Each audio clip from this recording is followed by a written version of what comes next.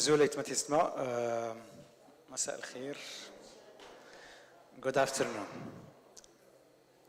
غننتقلوا للسان آخر هو اللسان الإنجليزي.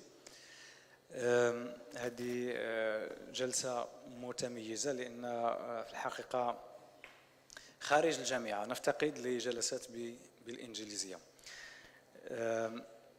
إذن هناك 3 متدخلين: السي أحمد التوهامي الوزاني حاضر معنا، السي يحيى العيوني من مدينة نيويورك سأقرأ مداخلته، السي جمال أحمد صيفطنا المداخلة مصورة غنشوفوها. Okay, so first I'd like to thank Rashid Moqsim for organizing this event. Then of course there will be 3 contributions. So the first one will be by Ahmed Touhami al-Wazzani with under the title of Celebrating Amazighe Female Agency in Narjiss Nejjar's Dry Eyes 2003. So السي أحمد سيتناول بالدراسة والتحليل فيلم العيون الجافة لنرجس نجار. So the floor is yours.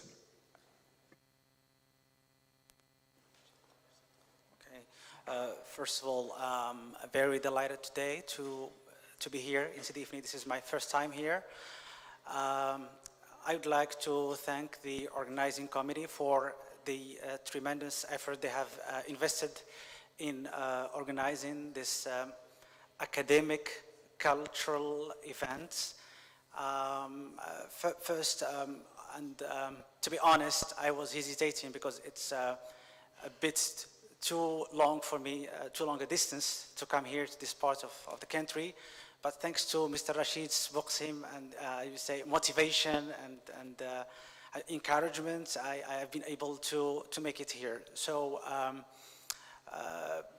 my talk is going to revolve around the contribution of Narjiss Nejjar's or Narjiss Nejjar Dry Eyes in terms of her promotion of the Amazighe cause.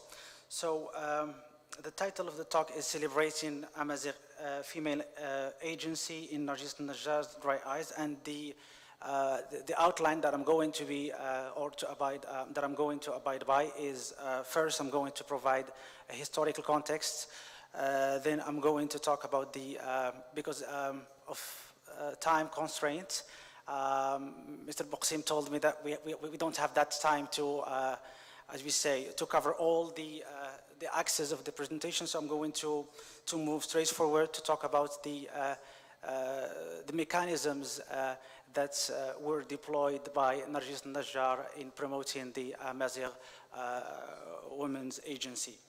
So before I start my talk, so while I was listening to my to the former panel, professors talked about the evolution of Amazighe cinema, and the question that comes to my mind is to what extent this classification of Amazighe cinema is beneficial to the Amazighe cause, because as is the case with many terms, for example, and classifications, for example, since we are dealing with the issue of women in cinema, there is, as we say, this movement, feminism, and when you have the chance to talk to female filmmakers, and you ask them, is your film feminist?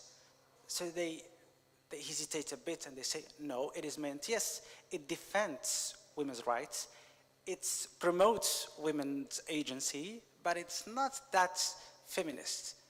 So the same, I would say, premise applies to this Amazighe cinema, because when you label or when you categorize a film, you restrict somehow the audience. So for me, I am not Amazighe, though I'm very proud to have because here in Morocco we cannot talk about a pure cultural identity. We are mixed. So for me, it would be very encouraging if we include this Amazigh cinema in Moroccan maybe cinema, because it's going to be more visible. When we talk, for example, about Amazigh cinema in English, this gives more visibility to Amazigh cinema. So that's why I was a bit, I was confused. I say, to what extent, as we say, labeling or categorizing films that deal with the Amazigh cause into a small category of Amazigh film as a new genre, if we are to name this. So now I'll move to the importance, because when we speak about Amazigh cinema, there is another problem. So is Amazigh cinema the cinema that is produced and made by Amazigh filmmakers, or is it the kind of cinema that deals with the Amazigh cause in general? Because if we apply this principle, so Narjiss Nejjar doesn't fit, because Narjiss Nejjar is not Amazigh. I'm aware that in the previous panel they talked about that the filmmaker sometimes does not speak Amazigh. So it is only when they start like the shooting, so they give the script and they translate it into Amazigh, the Amazigh language, which is a bit, I cannot say the meaning because of for the experience, but it poses many problems. For example, if we compare, for example, films that are produced by those filmmakers who were trained and educated abroad, to those that were, as we say, and I'm going to come to the film that is that was the first Amazigh film that was produced in 1993. Of course, it did not receive the media coverage. It's, as we say, and of course when there is no criticism for Amazigh cinema, there is no visibility. So when we talk about Narjiss Nejjar, at least because of her, as we say, experience abroad, because of, we know that the world of cinema is all about networking, relationships, she has been able to exhibit her film nationally and internationally. So in a way, I think we shouldn't restrict, as we say, Amazigh cinema to the cinema that is produced by only Amazigh people, because it's a chance, another chance for the audience to see, as we say, we speak about Moroccan audience, but there is another international audience who are eager to listen and to find out and to discover the Amazigh life, Amazigh challenges, Amazigh maybe daily problems. So it is thanks to this international distribution that the Amazigh cinema is watched and is heard. Because the problem is not in the production, maybe the problem is in the reception sometimes.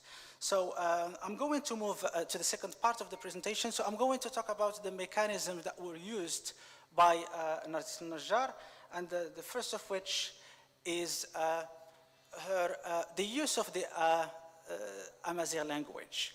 So I think this is an opportunity for the audience to hear and to get exposed. Maybe if we take the date of the production, Professor ЛWAZZANي talked about this, the idea of judging a film, I would say, from a different chronological context. For example, you cannot judge a cinema that was produced in the 17th, I would say, according to the modern criteria.